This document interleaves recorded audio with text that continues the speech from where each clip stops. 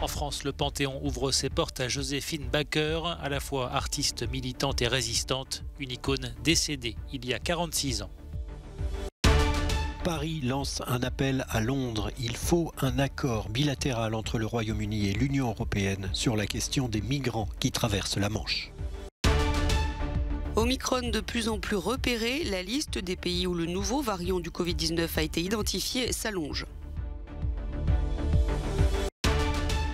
Jack Dorsey quitte la direction de Twitter. Le charismatique patron avait cofondé le réseau social en 2006.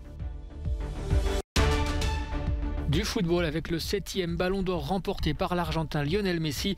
L'Espagnole Alexia Putellas est sacrée meilleure joueuse féminine.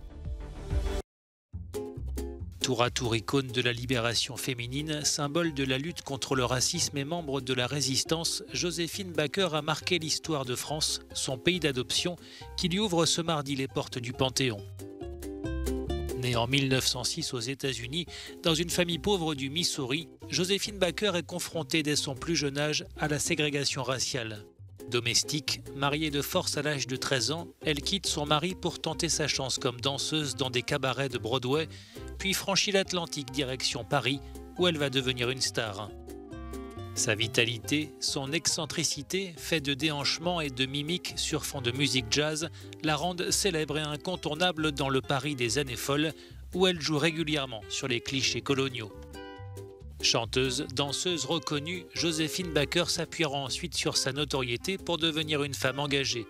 Résistante durant la guerre face à l'occupation nazie, puis militante pour les droits civiques, en 1963, elle marche à Washington aux côtés de Martin Luther King, le plus beau jour de sa vie, dira-t-elle. Pour prouver qu'il n'y a qu'une seule race humaine, elle adoptera 12 enfants d'origines différentes qu'elle installe dans un château en Dordogne. Joséphine Baker meurt en 1975 à l'âge de 68 ans à Paris, sa ville de cœur. 46 ans après, la France lui rend hommage en transportant son cercueil au Panthéon, là où reposent les grands hommes de la nation. Elle y rejoint Victor Hugo, Jean Moulin, Émile Zola ou Jean Jaurès et devient après Simone Veil ou Marie Curie la 6e femme à intégrer ce lieu de mémoire, la première femme de couleur.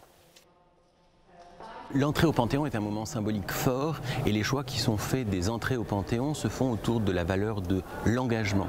Ce sont des gens qui se sont engagés et notamment pour les autres. Ce n'est pas seulement l'excellence dans un domaine de compétences, c'est vraiment la question de l'engagement. La voix de Joséphine Baker et la Marseillaise résonneront ce mardi après 17 h lors d'une cérémonie en présence du président français avant l'installation du cercueil dans les sous-sols du Panthéon.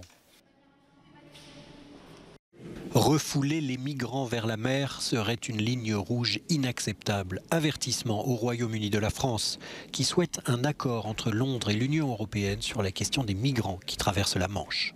Ce qu'il nous faut désormais, en revanche, c'est un accord entre l'Union européenne et la Grande-Bretagne. Et un accord entre l'Union européenne et la Grande-Bretagne doit être aujourd'hui celui qui règle le travail entre la Grande-Bretagne et les pays frontaliers, dont la France, mais au nom de l'Union européenne, dans un cadre d'immigration qui n'avait pas été négocié lors du mandat sur le Brexit. Gérald Darmanin, après Emmanuel Macron ce week-end, répondait ainsi à Boris Johnson qui avait demandé que les migrants arrivant sur les côtes du Royaume-Uni soient renvoyés en France. Au 20 novembre, 31 500 migrants avaient quitté les côtes depuis le début de l'année et 7 800 d'entre eux ont dû être secourus en mer. Ce mardi, le Premier ministre Jean Castex va écrire à son tour une lettre à Boris Johnson pour commencer à travailler sur un accord de coopération.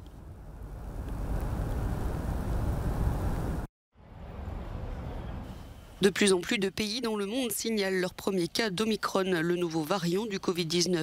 D'Afrique australe au Canada, en passant par l'Italie, l'Allemagne, le Royaume-Uni, l'Espagne, la France avec au moins un cas à La Réunion ou encore les Pays-Bas, le variant circule malgré tout. Tandis que les scientifiques s'efforcent de déterminer le degré de dangerosité de cette version mutante. Nous ne savons pas encore si Omicron est associé à une plus grande transmission, à une maladie plus grave, à un plus grand risque de réinfection ou à un plus grand risque d'échapper à la couverture des vaccins. Les scientifiques de l'OMS et du monde entier travaillent d'urgence pour répondre à ces questions. L'émergence même d'Omicron est un autre rappel que même si beaucoup d'entre nous peuvent penser que nous en avons fini avec le Covid-19, il n'en a pas fini avec nous.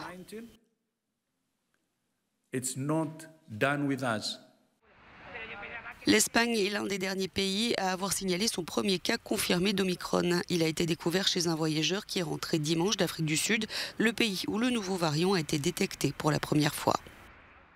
Alors que la grande majorité des cas d'Omicron enregistrés dans le monde sont le fait de voyageurs arrivant de l'étranger, des cas au Portugal et en Écosse font craindre qu'Omicron ne se propage déjà localement. Au Portugal notamment, 13 joueurs d'un club de football ont été déclarés contaminés. Entre-temps, les restrictions de voyage se multiplient. Interdiction de tous les vols entrant au Maroc, interdiction d'entrée aux visiteurs étrangers en Israël et au Japon, interdiction de vol avec plusieurs pays d'Afrique australe. Le Royaume-Uni et d'autres pays demandent que tous les visiteurs subissent un test PCR à leur arrivée et soient isolés jusqu'à ce que le résultat du test soit négatif. La plupart des membres de l'Union européenne étendent également leur programme de vaccination, comme l'Allemagne. Il ne faut pas oublier que le virus Delta reste le variant dominant. Malgré l'inquiétude générale, les scientifiques se disent confiants et pensent que si on leur laisse le temps, ils pourront adapter ou développer des vaccins pour contrer le nouveau variant si nécessaire.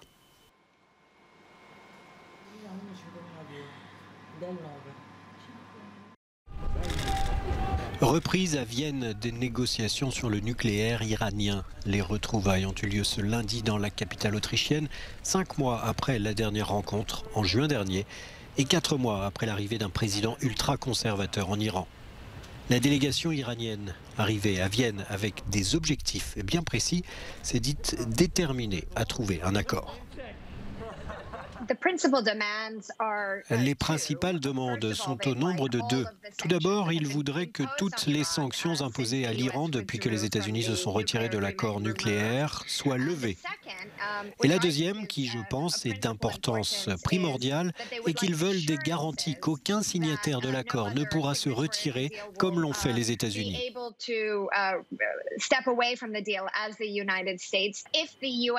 Si les États-Unis souhaitent adopter une approche différente vis-à-vis de l'accord de 2015, le président américain devra obtenir l'autorisation du Congrès. Et il n'est pas certain que Joe Biden reçoive un quelconque soutien pour ces mesures. Depuis le départ des Américains et par conséquent la fin de l'accord de 2015, les Européens n'ont cessé de rappeler les Iraniens à reprendre les discussions. Mais au contraire, Téhéran en a profité pour accélérer son programme nucléaire.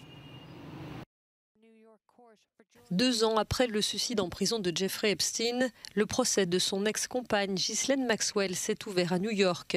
Elle est accusée d'avoir joué le rôle de rabatteuse dans ce scandale de crimes sexuels. Entre 1994 et 2004, c'est elle qui aurait recruté des jeunes filles mineures pour les livrer aux abus du milliardaire et de son entourage. Elle-même aurait également participé aux agressions. La franco-américano-britannique plaide non coupable et ne devrait pas s'exprimer à l'audience. Si l'ombre de Jeffrey Epstein sera omniprésente, celle d'autres personnalités le seront également. Ainsi, le prince Andrew, fils de la reine Elisabeth II, est la cible d'une plainte distincte pour agression sexuelle. Les noms de Bill Clinton et Donald Trump pourraient aussi être cités. Ghislaine Maxwell était comme une dealeuse qui apportait sa drogue à Epstein, et sa drogue, c'était des jeunes filles, a résumé une avocate des victimes. Emprisonnée depuis l'été 2020, Ghislaine Maxwell encourt la prison à vie. Il restera comme l'un des gourous de la tech.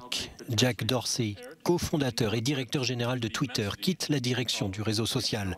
Avec sa barbe qui s'est allongée au fil des années, son piercing et parfois son crâne rasé, Jack Dorsey a cultivé une apparence plutôt décalée par rapport à la puissance acquise en 15 ans par le plus influent des réseaux sociaux. De ces derniers mois à la tête de l'entreprise, on retiendra la suspension permanente du compte d'un abonné un peu trop agité, un certain Donald Trump.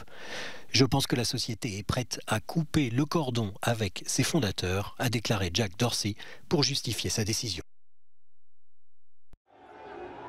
L'attaquant argentin du Paris Saint-Germain, Lionel Messi, a décroché pour la 7e fois de sa carrière le Ballon d'Or. Il devance le Polonais Robert Lewandowski et l'Italien Jorginho. Lewandowski, qui aurait probablement été sacré l'an dernier si l'édition 2020 n'avait pas été annulée par la crise sanitaire, se console avec le trophée du buteur le plus prolifique. Le Ballon d'Or féminin est attribué à l'Espagnole Alexia Putellas, étoile du FC Barcelone, qui devient la 3e lauréate après Ada Hegerberg et Megan Rapinoe.